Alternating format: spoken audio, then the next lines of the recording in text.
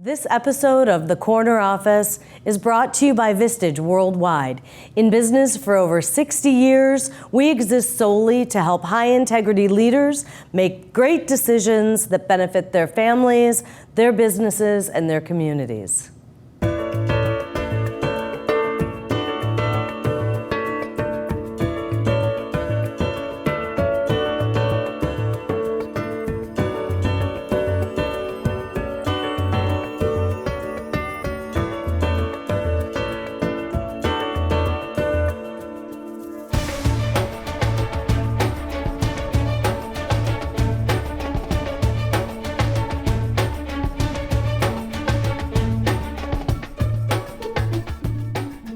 Good morning, San Gabriel Valley. Welcome to season 2 of the show From the Corner Office. My name is Jackie Kibler and I'm your host. The purpose of this show is to highlight several successful CEOs and their organizations throughout San Gabriel Valley, really demonstrating their story, their journey, to demonstrate some obstacles and other areas to help other maybe CEOs that are trying to come into play or people that are trying to open up new organizations, even those who might be just trying to switch careers. I'm very happy to introduce our special guest for today, Laurne Witkin. He is with the Citadel EHS, which is Environmental Health and Safety. Yes. So I'm really happy you're with us today, Laurne. Thank you so much. I think, let's start off. I'd love just to hear a little bit about your organization and then perhaps your journey, like what took you there. Okay, sounds good. Well, it's great to be here too. I love to talk about what we do. I love to talk about the business of being a CEO. I really find a lot in that. So our company, and it's funny that the name, we just changed it 2 weeks ago. We were Citadel Environmental Services, Inc. And we just changed it to Citadel EHS. So if I slip back and forth between it, you'll understand why. So for 25 years, we were Citadel Environmental Services and now Citadel EHS. So we provide environmental health, safety, and sustainability consulting services. We're not contractors, we're consultants. And we support large institutional, public, and private clients complying with the myriad of environmental health, safety, and sustainability regulations. So that's sort of what we do. How we got into this is I started on the public sector and back 1987, and I worked for UCLA on the public sector until 1993. And about that time, it was a horrible economy, but being young, I had no idea that it was a bad economy. Absolutely. And so we had this idea that we could do this, me and two other partners, we thought we could do this better than it was being done. And so in our lack of experience or wisdom and not understanding it was a bad economy, we were like, let's do this, what a great idea. And but it has been just really a fabulous journey over the past 25, 26 years. That's great success. And if the statistic is still correct, isn't it like 1 out of every 3 new businesses will make it in a 5-year period, and yet here you are 25 years later? Yes. And I gotta say, before we go any further, I'm really thrilled to tell everybody, you've won the Business Journal's Top 100 Places to Work like multiple years. Yeah. So before I go into the story and how you overcame all the obstacles, I want to congratulate you, and I'd love for you to just tell me a little bit about what differentiates you, which led to the success. Thank you. Well, okay, so I think in our industry, we've got great competition. There are companies that are really solid companies, and we do, I think, a pretty nice job of working together. It's a big industry. There's a lot of space for good companies. And so I think we've got a lot of mutual respect. But I think what differentiates us from other companies is, I think it's our culture. There's this idea of smart companies and healthy companies. And Patrick Lencioni in the book, The Advantage, I'll plug that, he has sort of given us terminology for something that we sort of knew, but now he's given us a structure and terminology. And the premise behind it is that it's one thing to be a smart company, you know all your metrics and you know your technical aspect of your business. But the healthy side of businesses, that's what most companies lack, is just caring for your stakeholders and just being a really sort of a positive influence on the environment and the community, your vendors, your employees and your clients. And that, I think, has been the differentiator. And it's allowed us to keep staff for years. And we've got the clients that we started our business with are the same clients we still have today, and the employees that we started our business with, we still have them today too. So that's been the ride. That's amazing, and that's it with so many people leaving other companies to go to something that they perceive is better, like the grass is greener on the other side, and you're still held on to people. Clients, the same thing. You know, you've got, like you said, in many instances, there's people that are always trying to undercut what you're doing. So say more about that. So it's not just about a paycheck, right? It's about creating an environment where there's values, there's something that they can connect with, that they can represent, and they can go, okay, that's us. And what's interesting about our organization is we're multi-generational. We've got people that are in their 60s and we've got people in their 20s. We're multi-educational. We've got people with a high school diploma and people with double master's degrees, and multicultural. And I think what happens with a group that has culture is that you may be different, at least on the outside, but there's always something that they can rally around and they can connect back to. And I think when you do that, it's not about, you're not going to lose someone for another $1 an hour, because there's always a company that's going to pay more. So, you know, I think holistically, you've got to find a way of what speaks to the people, and it's about just having a very warm environment. We know that it's a very stressful world out there. Clients make life really stressful at times, but internally, you've got to have a place that it's friendly and that people want to come and that they've got friends and family within, and that makes it a whole lot easier than to go outside and go do the tough work. Yes. So, and that's a top-down type of mentality that breeds that culture. I also read that your company is ESOP. Yes. That's also a differentiator. Yes. So what brought that up? How did that come to be? Okay, so a lot of entities use ESOP, employee stock ownership programs, as a way to exit, for the founders to exit the company.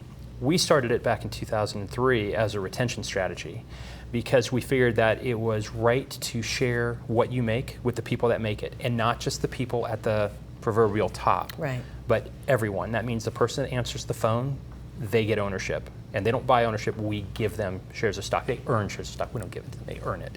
And so the philosophy was, it takes all of us to do what we do.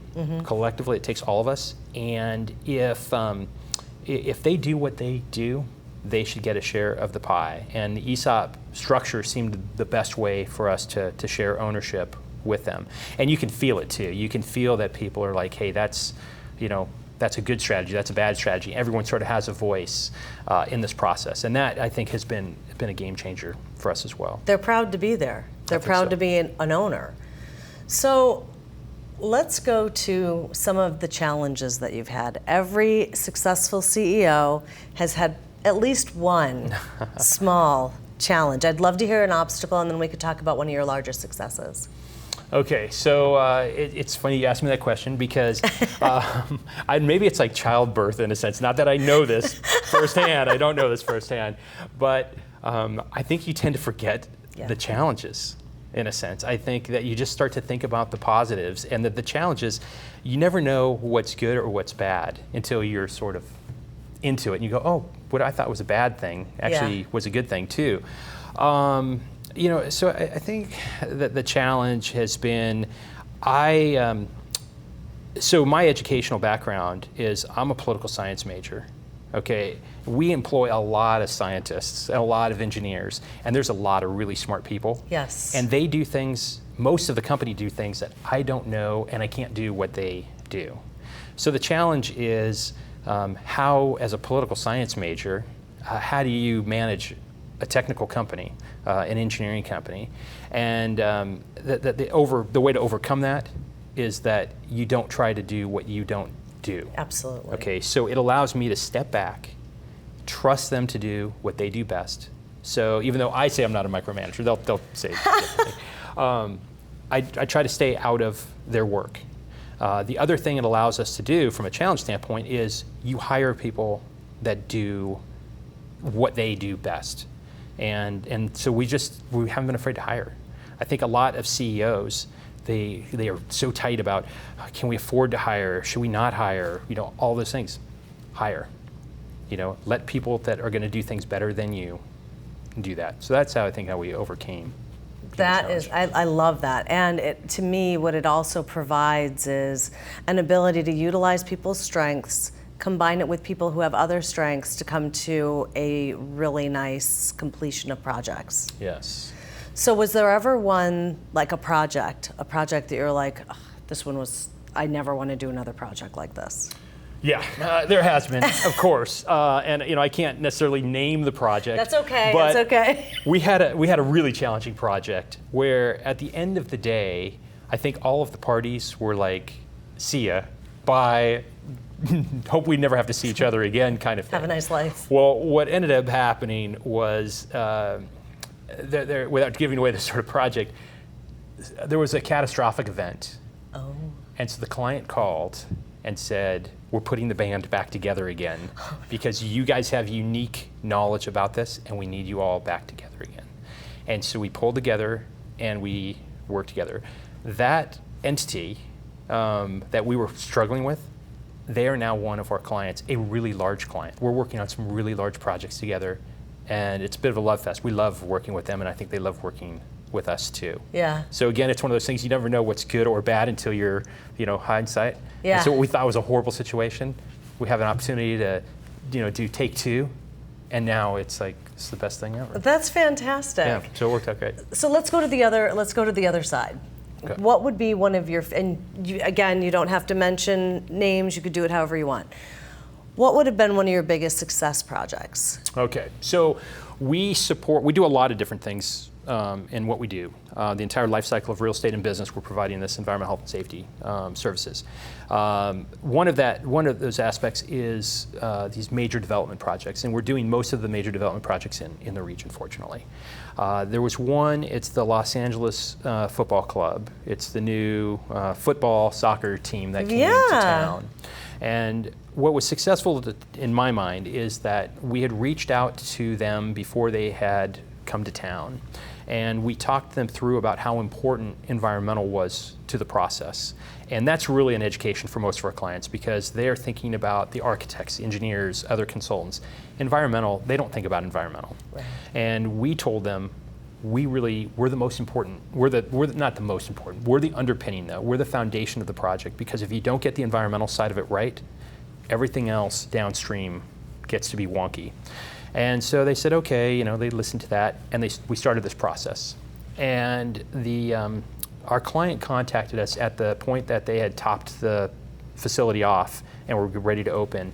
And he called me up and he said, "Laurne," he said, "I don't know if you remember this, but before I even officially started, you called me and we had this conversation about how important your role would be to this project." And he said, "That's exactly what happened." And he said, "We were at a barbecue today celebrating this, and this client said your guys' name came up quite a bit in this conversation about how important you were." And that was great to have that recognition because generally we're not part of the conversation. So I thought that was a huge success. That's fantastic. Yeah. Congratulations. Thank you. What a great project to work on. It was absolutely fantastic just to watch sort of a blighted facility come back with this new life, and what an amazing facility it is. All right, I've got a question that was it just piqued my interest a little bit. Sure. So you went to school for political science, and now you're doing environmental. There has to be some form of a story behind that. Okay. The story behind it is that I wanted to be a lawyer. I always wanted to be a lawyer. I was heading down that path. You kind of look like a lawyer. Thank you. Is that a good thing or a bad thing? It's very nice, too. Okay. Thank you. So I was going down that path, and I was working really late as a student. I was working late for a law firm, and every time they had an emergency was sort of my emergency. And I thought, I'm going to have time to do this later in my career, so I'm just going to find a job on campus. And I ended up finding this job as an asbestos inspector, which I'm like, asbestos? I've heard of asbestos. Yes. Okay. And so I ended up doing this, taking this job. And fortunately, I had two really fantastic bosses there. One that I still stay in contact with. And he was just a very unconventional kind of boss. He would come and he would stand on my desk and do crazy things. And that really informed me a lot about how you could have fun at work and so forth. But these bosses, they said, look, the environmental industry is where it's at. Why do you want to go go to law school? Why do you want to incur all of this debt right now? And they just threw responsibility at me. And they were like, you're going to go speak at a conference. And I'm like, I don't know anything about that topic. And they said, you're not going to embarrass yourself. We know you'll learn it. And it just, having those mentors, those people that just are thinking about you before you're thinking about yourself, right, so important in the process.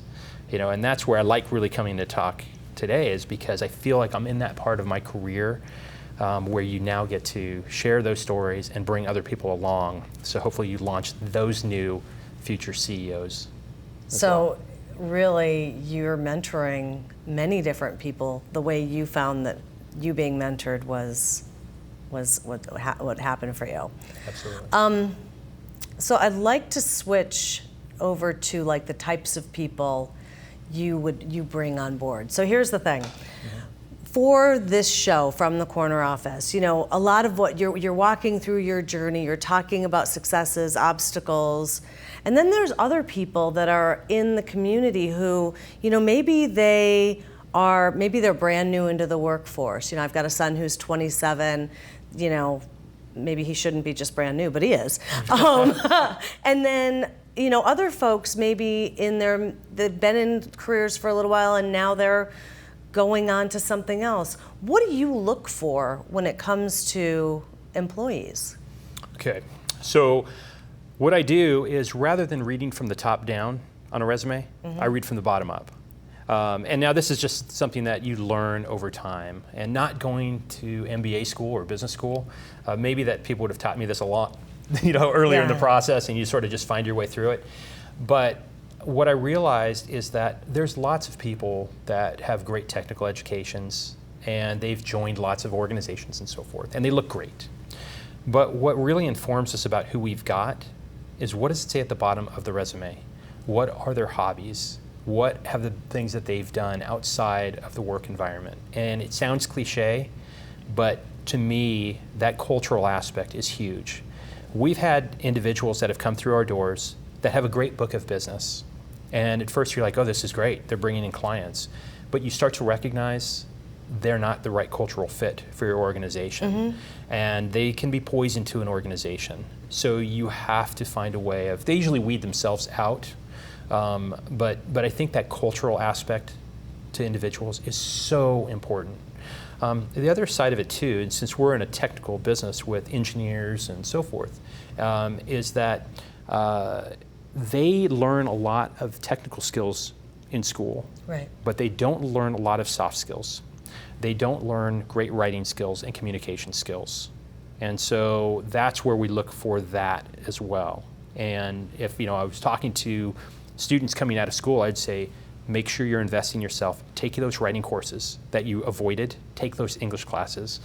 Take a Toastmasters class. Go do all of the other soft skills, because everyone else has the technical check the box skills. So it's a differentiator. It is definitely a differentiator.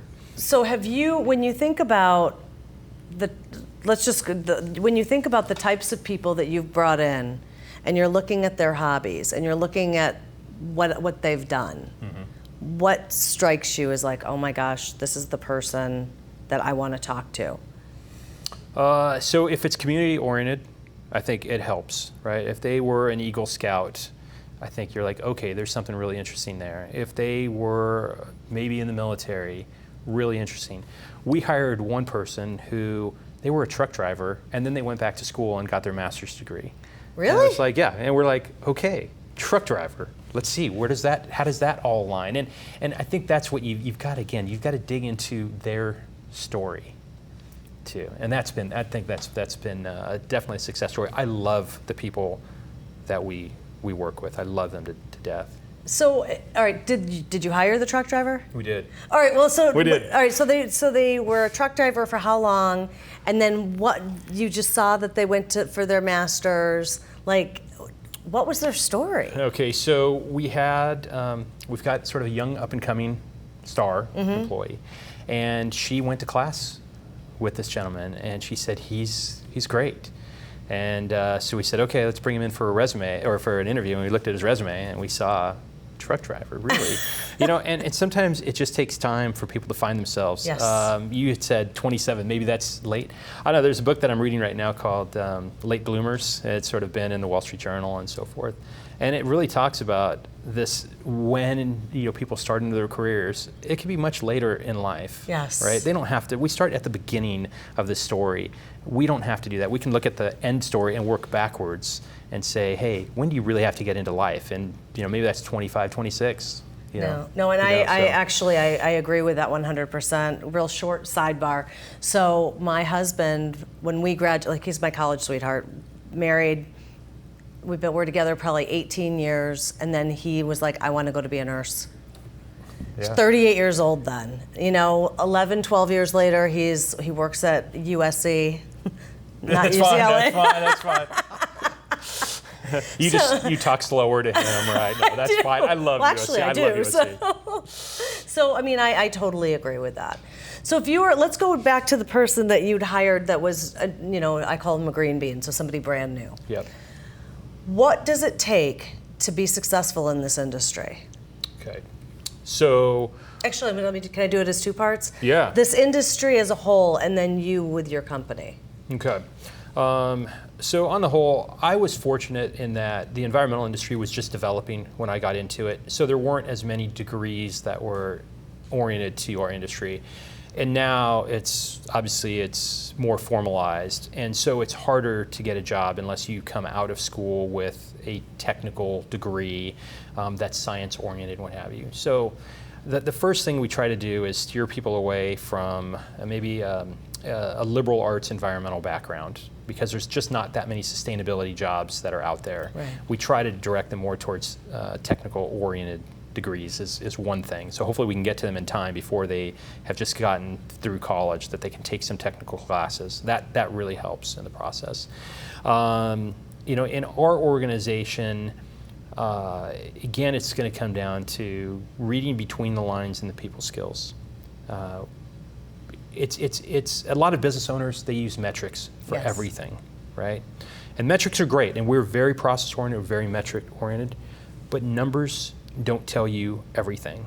They don't direct the show, they inform you of things, but you also have to use your intuition as a leader and say, what am I missing here, or what is actually here that's not showing up on paper? And that's where you get it. I think we all have that spidey sense where you're working with someone or you're interviewing someone and you're like, I really like this person. Yeah. And there's something about it. And at the end of the day, you never know who you've got until they're in the organization. And they don't know what kind of organization they've got, because we're all going through this honeymoon period where we're all posturing, right? Yes. So you really don't truly know what you've got. But again, I think if you just use your intuition a bit, stuff's going to show up.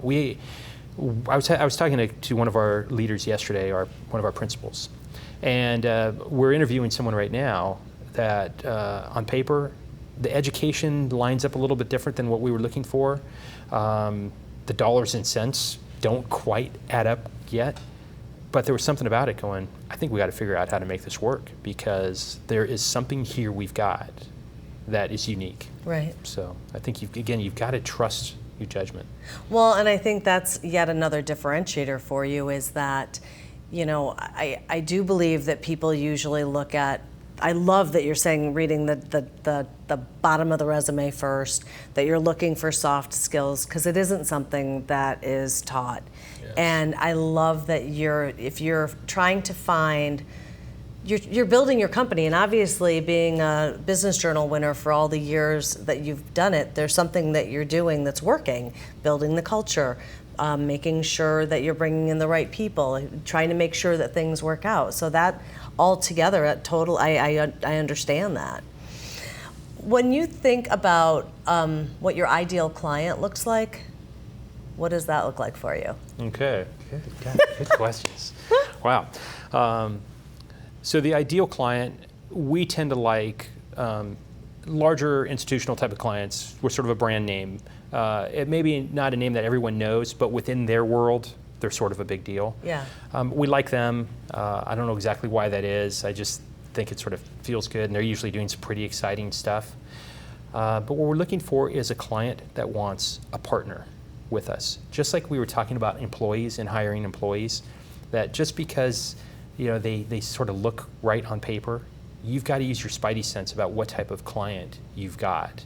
And they've got to be a client that, one, respects what you do, right, that they want to work with you and embrace you, that they're not commoditizing the relationship. And I think when you find that client that is just such a great project partner, we're going to do anything and everything. We're going to work 24 hours a day, 7 days a week, and people just do it. They really want to please the client, and they want to just get this thing done because they feel like there's something bigger, beyond just this project. So we've been in that situation too. We're like, wow, that's a great name client. We'd love to have them on our resume. And you start to work with them, and you're like, nope, this is not the right fit. Now, sometimes it's not the client. Sometimes it's just individuals within that organization, and you have to make a decision. Can we outlast that individual? Because if they aren't getting along with us, they probably aren't getting along with their coworkers either. Right. So we have to make the decision of going, maybe we just outlast that individual, and it's not the client, it's the people. Right. No, I completely understand that. And it makes absolute sense, which is why you said you had clients since like really day one. Yes. What would be, this is your last question. Oh, God. And they're like, No, yes, yes. Okay, I got to get a home run on this one. So, can I say hi, Mom, or anything? Yeah, No, go okay. ahead. No, Hi, Mom.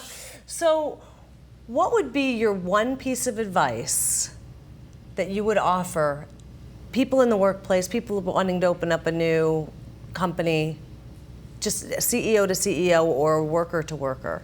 Okay. Don't focus on the dollars.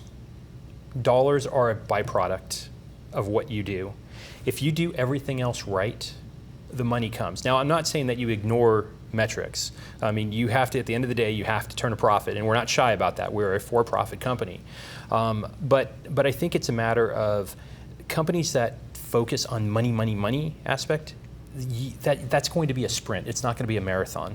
It's not going to sustain you. You've got to find what your why is of why you exist, and then you've got to do the right things.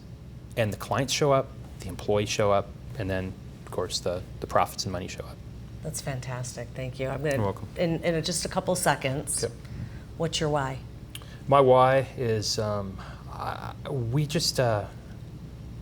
love people. I love the people. I love the clients. I love the vendors. I love the people aspect. And I think that's the why, is just to be a servant leader and be I'm sort of the cruise director of the company. Julie McCoy? That's me. I'm Julie. I think that's I love that part. That's my why. Awesome. So what's the one thing? Did you say one more question? I did. No, I'm just kidding. I did. What's the one thing that you hope for your future, for the company? Oh boy, that is such a good question. I want the company's not about me. I want it to have its own identity and its own longevity long after I'm gone from it, that it's its own standalone brand. That's fantastic. Thank you so much. Thank you, Jackie. I've appreciated you being here and all the insight that you've brought, and I can see why you're as successful as you are and your company is successful. So this is Jackie Kibler. Thank you again for joining us, San Gabriel Valley. We are in season 2, and we are thrilled to be with you once again, bringing people like Laurne Witkin to our show, providing you with what you need in order to help you get ahead, both personally and professionally, learning from those who have come before you. This is Jackie Kibler once again, and I hope you have a wonderful day. See you next time.